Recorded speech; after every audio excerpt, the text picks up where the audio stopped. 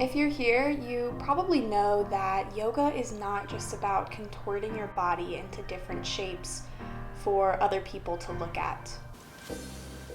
It's like as is above, so below type shit. If you didn't know that, then you are in for a pleasant surprise. Either way, after watching this, you'll have a better understanding of the true essence of yoga. I'm a yoga teacher by trade, but my true passions lie in sharing the life-changing philosophies of yoga beyond the physical movements. That's why I'm so excited to share this video series with you guys on yoga philosophy for beginners and Patanjali's Eightfold Path. This is the first of a series of yoga philosophy videos I'll be doing, so be sure to subscribe so you don't miss out on the rest of the series as we dive deeper into these concepts.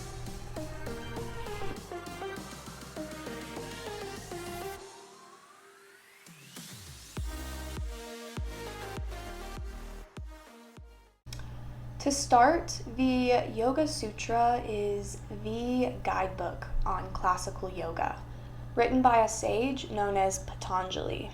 It's an almost 2,000-year-old text made up of 195 sutras, or words of wisdom. Because sages oftentimes refuse to take credit for themselves, it's actually unclear whether Patanjali was one person or many. What we do know, however, is that the Yoga Sutra is the most straightforward and authoritative guide on the aims and practices of yoga, and for ultimately transcending the self.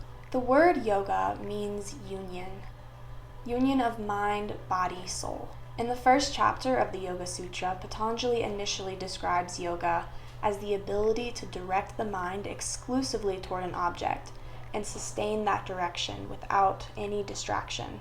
This is extremely difficult for us modern humans with our very short attention spans. Luckily, the Yoga Sutra has the exact stepping stones needed to reach this state of mind. In the second chapter of the Yoga Sutra, Patanjali presents these stepping stones known as the 8 limbs of yoga, or Patanjali's Eightfold Path. Each of the 8 limbs of yoga is meant to build upon the skills attained in the subsequent limbs. The first limb is known as yama, which has to do with how we interact with our environment and others. What bubble? Okay, let me get a better stance. Why are you so bad at bubbles? The second limb of yoga is niyama, which involves practices for our attitudes toward ourselves.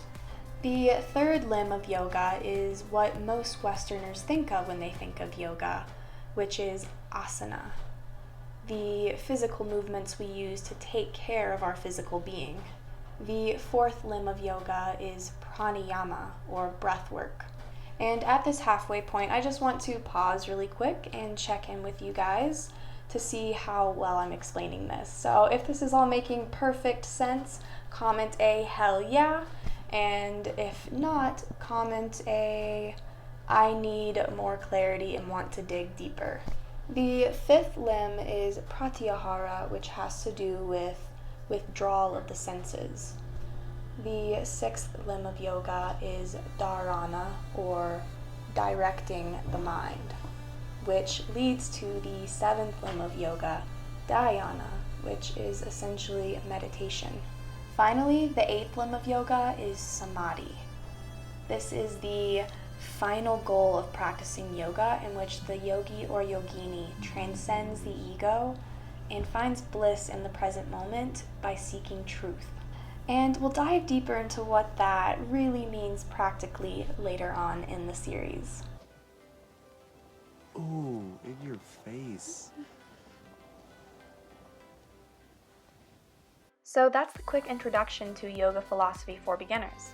If this was helpful, please like and share this video. If it wasn't, dislike the video. But again, if you want to learn more about Patanjali's Eightfold Path, go ahead and subscribe so you can tune into the rest of this series. Be sure to check out the links I've posted in the description of this video for more resources. And if you'd like to work with me, go to my website, caseymindful.com, for all of my offerings.